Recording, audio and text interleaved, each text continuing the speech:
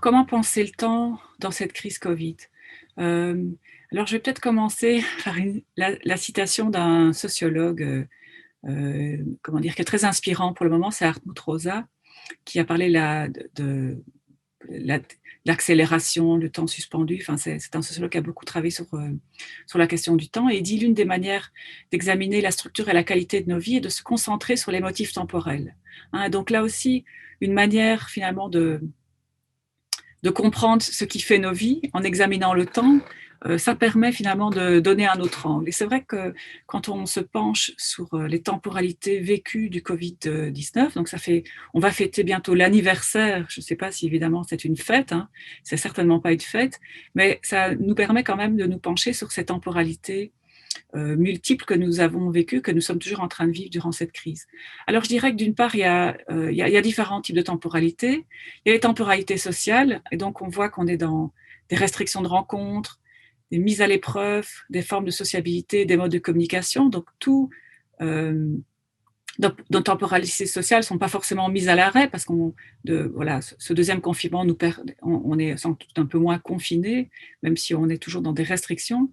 Mais on voit que les temporalités sociales sont extrêmement euh, maigres en fait. Hein. Donc on est dans une réduction extrême. Le plus petit dénominateur commun de les temporalités sociales, on vit ça euh, euh, dans une toute petite mesure.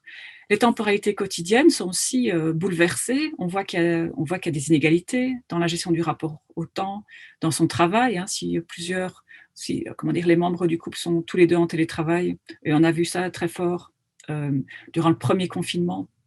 La gestion, je dirais, des enfants et du monde domestique est quelque chose, voilà, dont on sait qu'en fait, il y a des inégalités qui sont endémiques et qui sont là depuis très longtemps, et notamment dans ce qu'on appelle les inégalités de genre, hein, donc, où on sait que ce sont les femmes en majorité dans les couples hétérosexuels qui prennent la majorité de la charge mentale sur leurs épaules. Mais on voit que durant les confinements, ces temporalités quotidiennes, et donc ces inégalités dans la répartition de la charge, elles sont toujours là et elles continuent à s'inscrire de plus en plus, donc elles pèsent de plus en plus.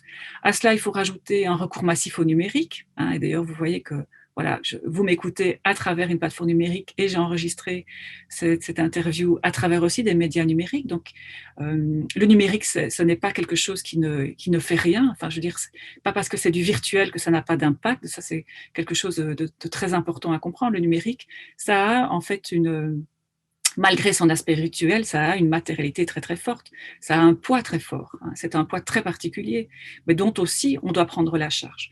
Euh, Toute cette négociation qui est déjà très difficile dans nos sociétés, dans le néolibéralisme avancé, entre le temps professionnel et le temps privé, hein, qui est un temps qui est toujours, sont des temps qui sont de plus en plus morcelés, hein, où à la fois il y a du privé dans nos temps professionnels, notamment à cause justement du smartphone, de cette négociation du privé et du professionnel, c'est-à-dire je m'absente une heure pour aller chercher mon enfant parce qu'il est malade, ou bien mais c'est pas grave, ce soir je retravaillerai une heure sur le projet. Donc il y a comme ça des mélanges entre guillemets d'espace qui sont voilà, à la fois typiques du néolibéralisme, mais aussi qui sont permis par le numérique. Donc ça, cette temporalité quotidienne qui était, j'insiste beaucoup là-dessus, mais déjà là, avant le Covid, elles sont toujours là, mais elles sont finalement, quelque part, elles sont aggravées, c'est-à-dire qu'elles sont dans un mode quasi caricatural.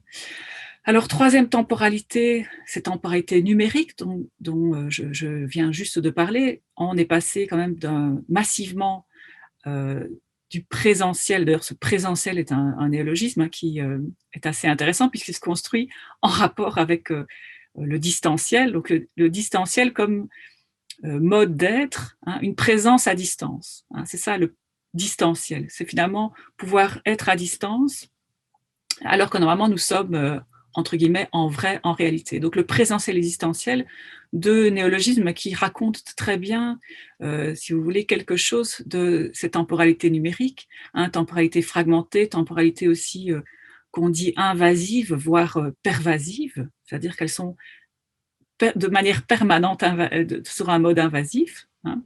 Les temporalités, évidemment, alors il y a les temporalités médicales, donc il y a tout ce, comment dire, ces temporalités qui sont exprimées dans le discours, des courbes, des pics épidémiques, des contaminations, les malades en soins intensifs, les morts et les vivants, tout ce que le corps médical nous raconte sur les temporalités que nous vivons.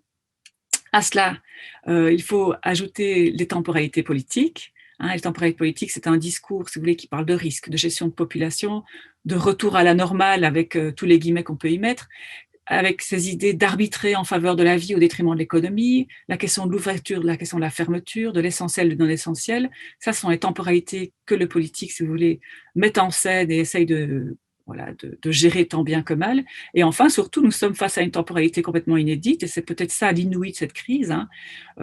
C'est les temporalités du virus, parce que lui-même suit des propres temporalités, hein. Et ces temporalités, c'est quoi? C'est la mutation, la circulation, la propagation. Donc voilà, différents types de temporalité qu'on devrait pouvoir aussi expliquer, enfin raccrocher en tout cas à un mode de temporalité général du néolibéralisme, qui est la temporalité du présentisme, hein. Le présentisme, c'est cette idée que le présent l'emporte toujours sur le passé et sur le futur, hein. On est toujours dans un continuum d'urgence, d'accélération et de retard. Et ça, c'est très bien ce que disent c'est un historien comme Hartog ou bien un sociologue comme Rosa, c'est qu'on est dans une tyrannie de l'urgence. Cette tyrannie de l'urgence se présente un peu comme une forme concentrée du présent, cette logique de juste à temps, hein, et cette accélération du temps qui est toujours en train de générer des retards. Et on voit que, comment dire, là aussi, ce qu'on vit en termes de régime de crise, c'est une espèce de caricature du présentisme, hein. Et donc le Covid-19, c'est un renforcement du présentisme, hein, urgence, toujours l'urgence, il faut toujours agir avant qu'il ne soit trop tard, avec une accélération, il faut accélérer le test clinique, accélérer les procédures de validation, accélérer la vaccination, et en même temps, toujours le retard. Et vous voyez que dans ces grandes histoires quotidiennes du vaccin, hein, dans les différentes saisons que nous vivons sur les vaccins, à la fois c'est l'accélération, à la fois c'est toujours le retard, et les politiques elles sont toujours en train de chercher la gestion, hein. Alors en même temps, et je terminerai là-dessus, renforcement du présentisme, qui est en superposition avec la question du confinement. Donc le confinement, c'est du temps suspendu, hein. Pour accélérer la sortie de la crise, il faut suspendre le temps du monde. Ça, c'était vraiment la rationalité qui était à l'œuvre dans le premier confinement, mais également dans le deuxième. Donc suspendre les échanges du monde afin de ralentir la circulation du virus. Mais en même temps, ralentir la circulation, c'est aussi finalement accélérer la sortie, si vous voulez, de la crise du Covid. Donc on est toujours, vous voyez, coincé entre le freinage et l'accélération, et donc on est dans une espèce de suspension du temps, hein.